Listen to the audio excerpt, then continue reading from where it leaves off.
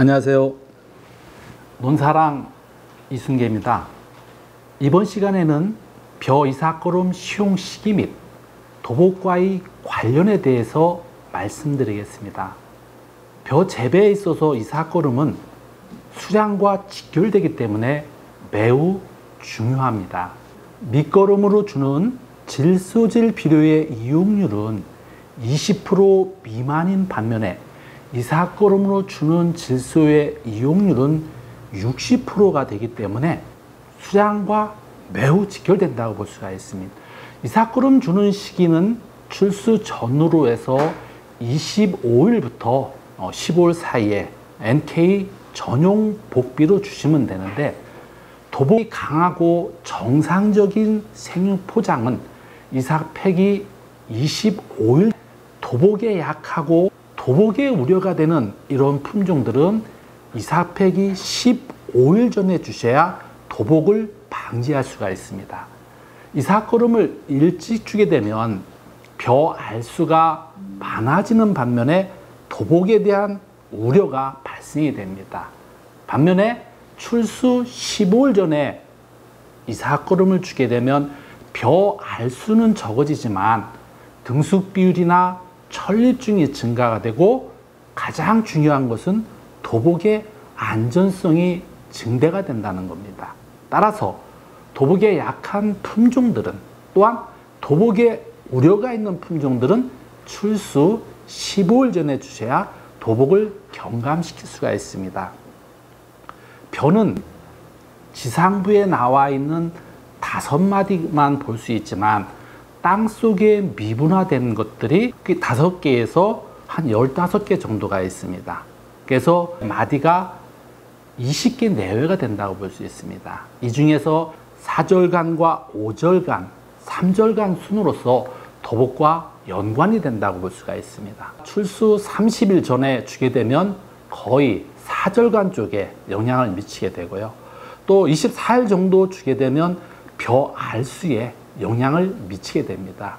또한 3절간 쪽에 영향을 미치기 때문에 도복의 안전성이 떨어지게 됩니다. 반면에 출수 15일 전에 주게 되면 1절간이라고 해서 이상목 밑에 쪽으로서 크기가 신장이 되기 때문에 도복의 안전성이 있습니다. 즉, 이삭거름을 일찍 줄수록 하이절간, 도복에 연관된 절간이 길어지기 때문에 도복 발생이 많은 반면에 이삭거름을 출수 전 15일에 주게 되면 거의 도복과 연관성이 없다고 볼 수가 있습니다. 벼 품종별 이삭거름 시용 시기 및 시용량을 볼 것 같으면, 벼 품종이 육성됐을 당시에 출수기가 있습니다. 그 출수기는 이양 시기나 이삭거름 시용 시기, 또한 시비량, 기상 등에 따라서 차이는 며칠 날 수 있지만 기본적인 그 출수기는 그렇게 크게 나질 않습니다. 시군농업기술센터에 문의하시면 각 품종 간 이삭거름 시용 시기를 추천받을 수가 있습니다. 삼광이나 추청, 참드림처럼 도복에 약한 품종들은 출수 15 내지 16일 사이에 이삭거름을 주는 것이 굉장히 중요합니다. 대부분의 품종들, 즉 도복에 강하고 생육이 정상적인 품종들은 출수 25일 전에 줍니다. 삼광, 추청, 참드림이 출수기가 8월 17일이기 때문에 이삭거름 주는 시기는 8월 2일에 주면 맞겠습니다. 대보나 예찬처럼 도복에 강한 품종들은 7월 22일, 새누리는 24일, 황금누리는 25일, 영호진미는 7월 29일, 백옥향이나 만복은 8월 1일에 주게 되면 출수 전 25일로서 이러한 품종들은 도복에 강하기 때문에 그 시기에 줘도 수량이나 도복 쪽에 문제가 없습니다. 도복에 약한 품종들은 출수 15 내지 16일에 줘서 도복의 안전성을 가져와야 됩니다. 엄지손가락 크기만한 1.5 5cm의 유수가 형성이 됐을 때 그때 이삭거름을 주시면 도복의 안전성을 가져올 수 있습니다. 이 시기가 벼에 있어서 수인기 시기가 되겠습니다.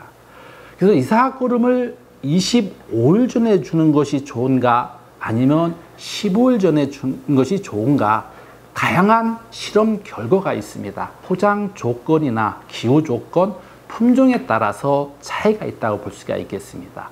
일반적으로 도복에 강한 품종들은 출수 25일 전에 주는 것이 수량적인 측면에서는 안전성이 있습니다.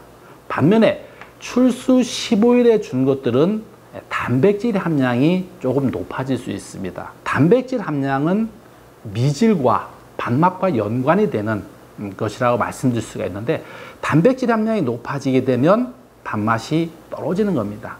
최고 품종의 쌀을 생산하기 위해서는 출수 15일 전에 주되 질소질 비료 시용량을 줄여서 줘야 최고 품종의 쌀을 생산할 수 있습니다. 수강벼는 도복에 굉장히 약한 품종이죠. 수강벼를 출수 전 25일과 15일로 주었을 때 출수 전 25일 포장에서는 도복이 발생이 됐습니다. 벼가 45도 정도로서 기울어진 면에 출수 15일 전에 준 것은 도복이 전혀 발생되지 않았습니다. 물론 단백질 함량은 조금 높아지지만 도복에 약한 품종들은 출수 15일 전에 줘야 도복의 안전성을 가져올 수가 있습니다. 이삭거름을 일찍 주게 되면 벼 알수는 많아지게 됩니다. 반면에 이삭거름을 출수 전 15일로 주게 되면 등숙 비율이나 천립증이 증가가 되기 때문에 25일 주는 것이 좋은지 15일 주는 것이 좋은지는 차이는 없었습니다.